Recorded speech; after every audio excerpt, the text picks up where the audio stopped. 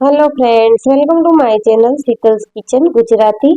આજે આપણે બનાવવાના છીએ વરસાદની સિઝનમાં ખાવાની મજા આવે એવી ક્રિસ્પી અને ચટપટી એવી કટલેટ। અને ખાસ વાત એ છે મિત્રો કે આ કટલેટ હું બટેટામાંથી નથી બનાવી રહી, તો રેસીપી વિડીયો એન્ડ સુધી જરૂરથી જોજો। અને ચેનલ પર નવા આવ્યા હો તો ચેનલને સબસ્ક્રાઇબ કરજો। અને જો તમે આ રેસીપી ફેસબુક પરથી જોઈ રહ્યા છો તો મારા ફેસબુક પેજને ફોલો કરજો। શરૂ કરીશું। આજે આપણે આ કટલેટ છે તે લીલી મકાઈમાંથી બનાવવાના છીએ, જે અમેરિકન મકાઈ આવે છે, જેનું આપણે શાક પણ બનાવતા હોઈએ છીએ। તો સૌથી પહેલા આપણે જે મકાઈ છે તેના દાણા અલગ કરી લીધા છે અને દાણાને આપણે ચોપરમાં ઉમેરી દઈશું। સાથે જ 2 લીલા મરચા, થોડા એવા લીલા ધાણા ઉમેરીશું।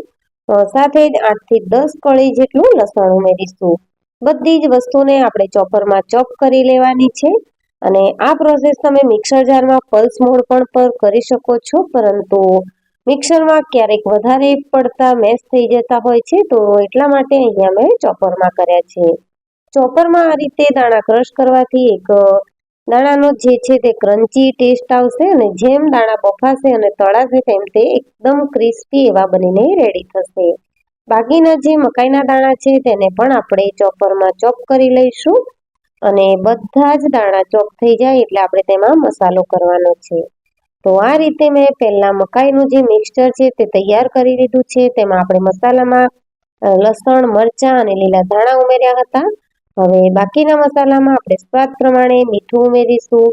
સાથે જ બધો જ ટેસ્ટ બેલેન્સ થાય એટલા માટે 1 ચમચી જેટલી ખાંડ ઉમેરી છે। અડધી ચમચી જેટલો અજમો ઉમેર્યો છે, અને 1 મોટી ચમચી જેટલો આપણે ધાણા જીરું પાવડર ઉમેરીશું। આ કટલેટમાં તમે પાવભાજી મસાલો, ચાટ મસાલો કે કોઈ પણ સબ્જી મસાલો પણ એડ કરી શકો છો, એ ટોટલી તમારા પર ડિપેન્ડન્ટ છે। 1 ચમચી જેટલું કાશ્મીરી લાલ મરચું પાવડર ઉમેરીશું અને 3 થી 4 ચમચી જેટલું પાણી ઉમેરવાનું છે। સાથે જ મોવણ માટે આપણે 3 થી 4 ચમચી જેટલું તેલ એડ કરીશું। અને બધો જ મસાલો છે તે મકાઈના મિક્સચરમાં સારી રીતે મિક્સ કરી લઈશું। મસાલાને આપણે ત્યાં સુધી મિક્સ કરવાનો છે જ્યાં સુધી ખાંડ ઓગળી જાય।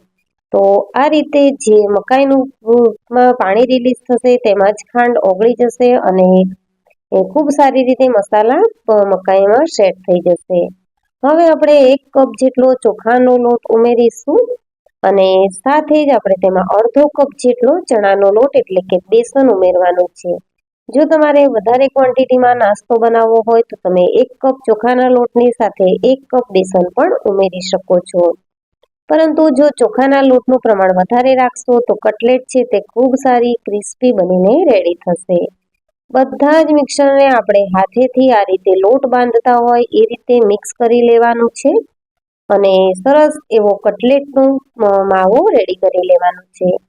કટલેટ બનાવવા માટે આપણે જે રોટલીનો લોટ બાંધીએ છીએ તેના કરતાં થોડો એવો ઢીલો આપણે બેટર બનાવીને રેડી કરવાનું છે। તો આ રીતે સરસ એવો સ્મૂથ આપણે કટલેટનો માવો રેડી કરી લીધો છે। હવે 1 વાટકીમાં પાણી લઈ આ રીતે ટિક્કીનો શેપ આપી અને આપણે તેને હાર્ટ શેપ આપી દઈશું।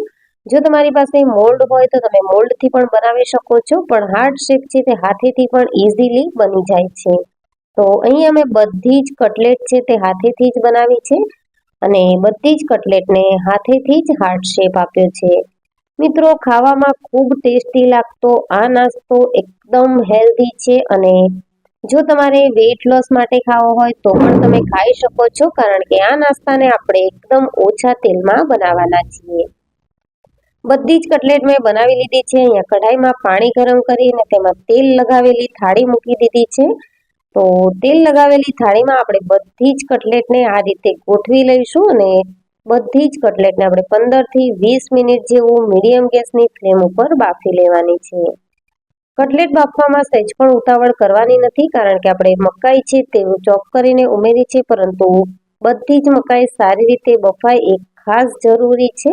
તો આપણે 15 થી 20 મિનિટ માટે મીડિયમ ગેસની ફ્લેમ પર કટલેટને બફાવા દઈશું।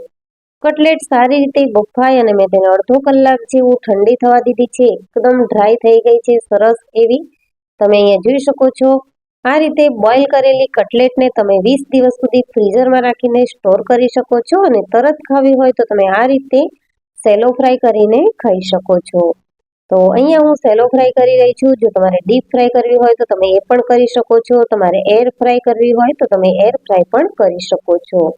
માઇક્રોવેવમાં પણ તમે તેને કરી શકો છો, પરંતુ અહીંયા મેં સેલો ફ્રાય કરી છે એટલે બહુ વધારે પડતું તેલ નહીં અને ઓછું પણ નહીં, એ રીતે આપણો હેલ્ધી એવો નાસ્તો બનીને રેડી થશે. ફ્રીઝરમાં મૂકવા માટે આ રીતે એરટાઇટ ડબ્બામાં આપણે ભરીને તેને 20 દિવસ સુધી સ્ટોર કરી શકીએ છીએ. તો અહીંયા મેં બનાવી એમાંથી થોડી કટલેટને અત્યારે બનાવી લીધી છે અને બીજી કટલેટને સ્ટોર કરી રાખી છે. તો આ રીતે તમે એક જ ટાઈમે 2 કે 3 દિવસનો નાસ્તો એકસાથે બનાવી શકો છો અને ફ્રીઝરમાં 20 દિવસ સુધી સારો પણ રહે છે, એટલે કોઈ પણ પ્રકારનો પ્રોબ્લેમ આવતો નથી.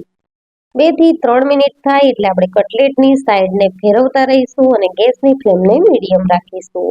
એકદમ ક્રિસ્પી બ્રાઉન કલર આવી જાય ત્યાં સુધી આપણે કટલેટને શેકવાની છે. જે તમે જોઈ શકો છો કે 1 કે 2 કટલેટનો કલર સરસ એવો ગોલ્ડન બ્રાઉન આવી ગયો છે. તો આ રીતે આપણે બધી જ કટલેટને ફેરવતા જઈ અને સરસ એવો શેકી લઈશું.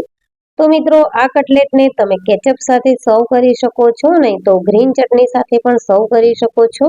અહીંયા મારી પાસે સમય ઓછો હતો તો મેં ગ્રીન ચટણી ન બનાવતા તેને કેચઅપ સાથે સર્વ કરી છે, પણ કેચઅપ સાથે પણ એટલી ટેસ્ટી લાગે છે કે એકની જગ્યાએ 2 ખાઈ લઈશું. તો અહીંયા આપણી કટલેટ છે તે બનીને રેડી છે અને ખાસ વાત એ છે કે આ રેસીપી તમે વેઇટ લોસ માટે પણ યુઝ કરી શકો છો અને એકદમ નાસ્તા માટેનો સરસ એવો હેલ્ધી ઓપ્શન છે. એકવાર બનાવીને રાખી લીધા પછી તમે તેને ગમે ત્યારે ફટાફટથી આ રીતે સેલો ફ્રાય કરીને ખાઈ શકો છો. તો બની રેડી થયેલી કટલેટને આપણે કેચઅપની સાથે સર્વ કરીશું. તો મિત્રો, આ લીલી મકાઈની કટલેટની રેસીપી તમને કેવી લાગી તે મને કમેન્ટ સેક્શનમાં જરૂરથી જણાવજો અને ચેનલ પર નવા આવ્યા હો તો ચેનલને સબસ્ક્રાઇબ કરજો. ફેસબુક પર જોતા હો તો ફેસબુક પેજને ફોલો કરજો અને વધારેમાં વધારે વિડીયોને લાઇક અને તમારા ફ્રેન્ડ્સ અને ફેમિલીમાં વધારેમાં વધારે શેર કરજો. મળીશું આવી જ નવી રેસીપી સાથે. ત્યાં સુધી રેસીપી જોતા રહેજો અને લાઇક અને શેર જરૂર